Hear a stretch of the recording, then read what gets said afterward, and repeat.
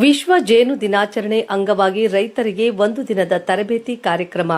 ಜಿಲ್ಲೆಯ 106 ಮಂದಿ ಆಸಕ್ತ ರೈತರು ಭಾಗಿ. ಕೋಲಾರ ನಗರದ ತೋಟಗಾರಿಕೆ ಉಪನಿರ್ದೇಶಕರ ಕಚೇರಿ ಆವರಣದಲ್ಲಿ ವಿಶ್ವ ಜೇನು ದಿನಾಚರಣೆ ಅಂಗವಾಗಿ ರೈತರಿಗೆ ಒಂದು ದಿನದ ತರಬೇತಿ ಕಾರ್ಯಕ್ರಮಕ್ಕೆ ಚಾಲನೆ ನೀಡಲಾಯಿತು.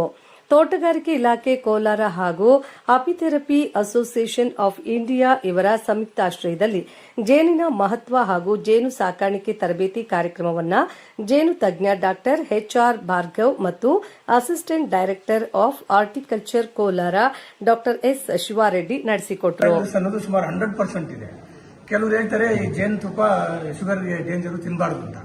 ನಮ್ಮ ಇವತ್ತು ಭಾರ್ಗವ್ ಸರ್ ಹೇಳಿದ್ರು, ಜೇನುತುಪ್ಪ ತಿಂದ್ರೆ ಏನು ಇದಾಗಲ್ಲ, ಅದರಲ್ಲಿ ಶುಗರ್ ಇದನ್ನು ಕಂಟ್ರೋಲ್ ಮಾಡುವಷ್ಟು ಒಂದು ಪೋಷಕಾಂಶ ಇದೆ.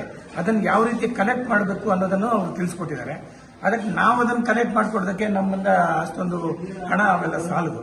ಸರ್ಕಾರ ಅದನ್ನೆಲ್ಲ ಏನಾದರೂ ಮಾಡಿ ಇದು ಮಾಡಿದ್ರೆ ನಾವು ಅದನ್ನು ರೆಡಿ ಮಾಡೋದಕ್ಕೆ ನಾವು ಸಿದ್ಧರಾಗಿದ್ದೀವಿ. ಇವತ್ತು ಕೊಟ್ಟಿರೋ ತರಬೇತಿಯಲ್ಲಿ 100ಕ್ಕೆ 100 ಜೇನು ಬಗ್ಗೆ ಅರಿವಾಗಿದೆ. ಇನ್ನು ಅದನ್ನು ನಾವು ಮುಂದುವರಿಸ್ತೀವಿ. ಸೊ ಹೊಸ ಪದ್ಧತಿಗಳನ್ನ ಹೇಳ್ಕೊಟ್ರ?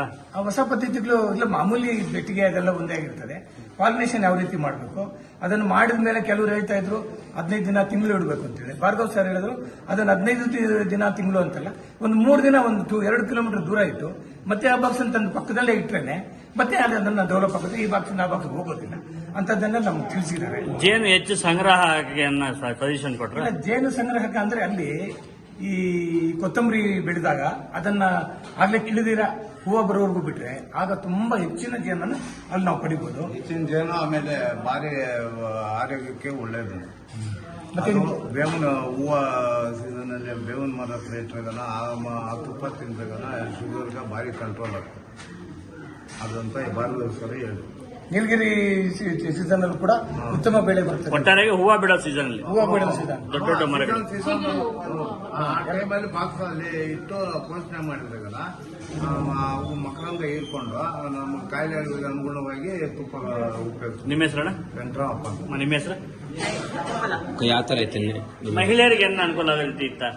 ಆಗುತ್ತೆ. ಇದು ತುಪ್ಪ ತಿನ್ನೋದ್ರಲ್ಲಿ ಗೊತ್ತಿರಲಿಲ್ಲ ಡಯಾಬಿಟಿಸ್ಗೆ ಇಷ್ಟು ಇದು ಅಂತ ವ್ಯಾಲ್ಯೂ ಅಂತ.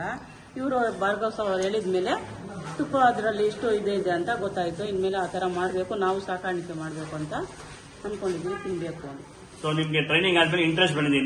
ಇಂಟ್ರೆಸ್ಟ್ ಬಂದಿದೆ, ನಾವು ಇದು ಮಾಡಬೇಕು ಅಂತ. ನಿಮ್ಮ ಹೆಸರು, ನಿಮ್ಮ ಊರು ಹೇಳಿ? ನಮ್ದು ವನಿತಾ ಅಂತ ತೊಂಡಲ. ಹೇಳಿ ಪ್ರಯೋಜನ ಆಯ್ತಾ? ಪ್ರಯೋಜನ ಆಯ್ತು ಸರ್. ನಾವು ಕೆಲಸ ಎಲ್ಲ ಬಿಟ್ಟು ಬಂದು ನಮಗೆ ಇಲ್ಲಿ ತರಬೇತಿ ಪಡಿಬೇಕೆ ತುಂಬಾ ಪ್ರಯೋಜನ ಆಯ್ತು. ಆದ್ರೆ ಯಾವ ಕ್ಯಾನ್ಸರ್ಗೆ, ಡಯಾಬಿಟಿಸ್ಗೆ ಇದು ಈ ತರ ಯಾವ ಜೇನು ಯಾವ ತರ ಇದೆ ಅಂತೇಳಿ ನಮಗೂ ಇವಾಗ ಒಂಥರ ಇಂಟ್ರೆಸ್ಟ್ ಬಂತು. ನಾವು ಮಾಡೋಣ ಅಂತ ಟ್ರೈ ಮಾಡಕ್ಕೆ ಇಷ್ಟಪಡ್ತಾ ಇದ್ದೀವಿ.